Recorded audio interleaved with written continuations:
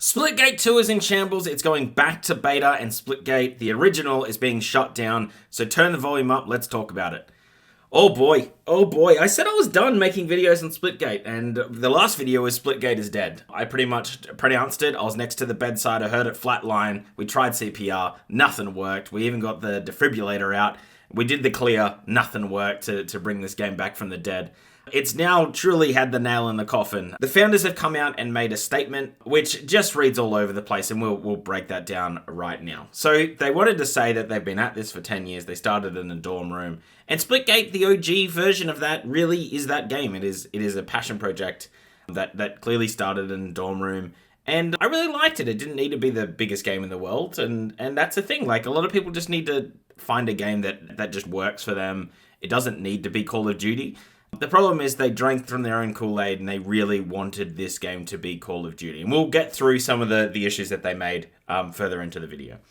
It then reiterates that after the 10 years that they've been working on this game, they've made some boneheaded decisions. I come back to my favorite Triple H quote that any idiot can run a business into the red. See it, these guys. Just because you can make a game doesn't mean you can run a business.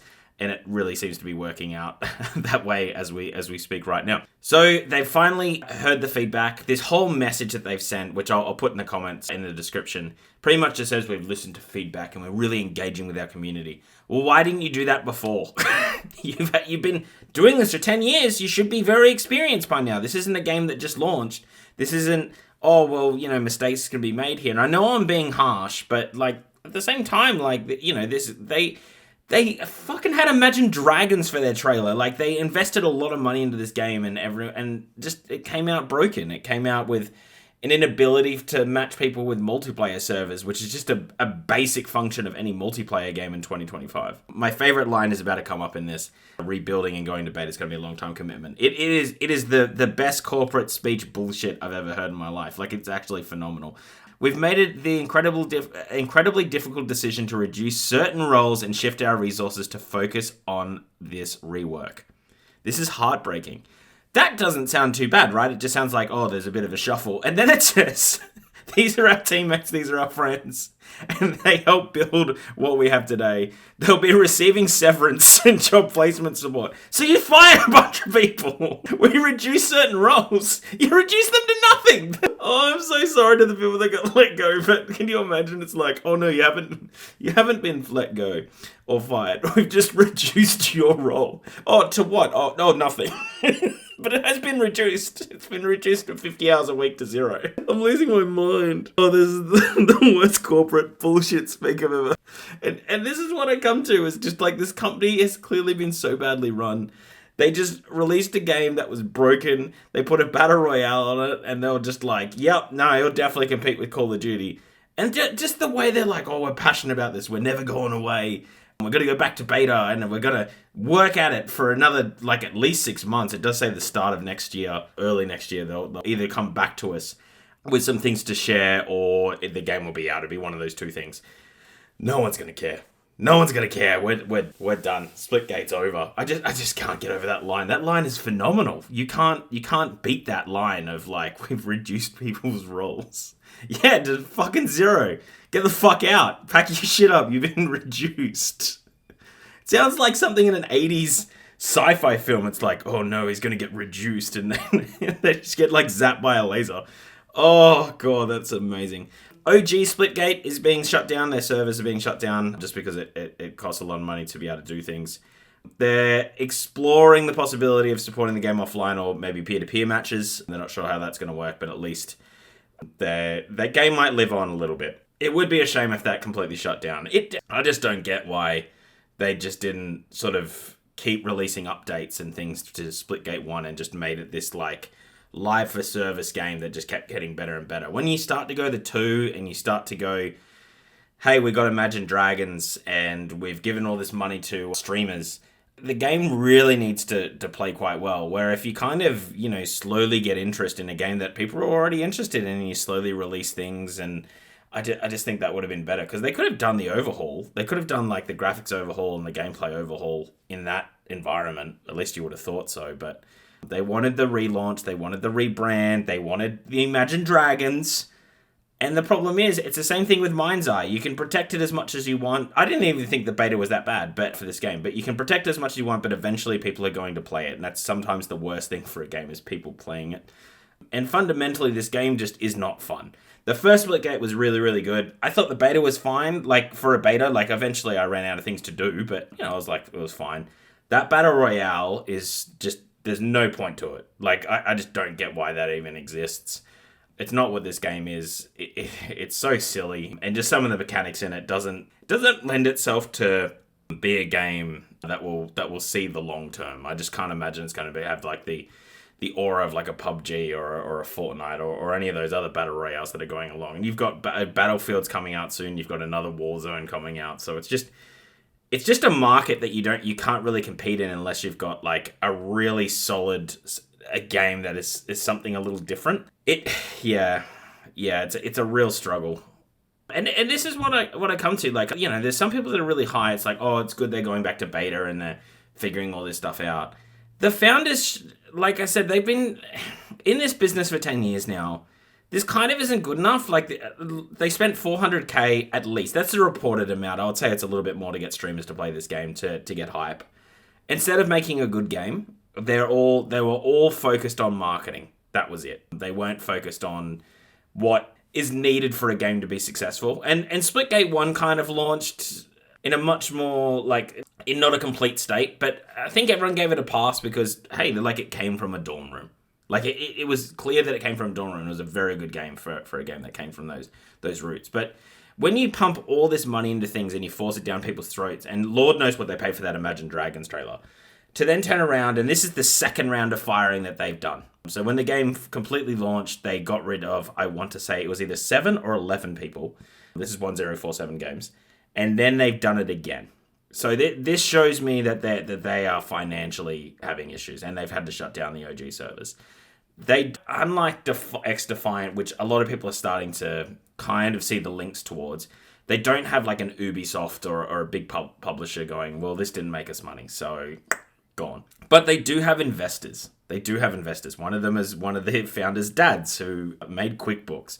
So they're not poor. There is a trust fund somewhere, but it's just, man, it's a fundamental problem of just like the problem with gaming right now. Like this game right now is the crux of the problem with gaming right now. And it isn't, it's like, oh, people aren't playing games as much. It's like, yeah, because no one's releasing polished products anymore. Like, back in the day, and I don't say it's the good old days, there's a lot of shit games that came out on like Nintendo 64 and Xbox, and we only remember like the top 10 of those games. We don't remember the fucking slosh that you picked up and you're like, oh my god, this is a broken, buggy mess.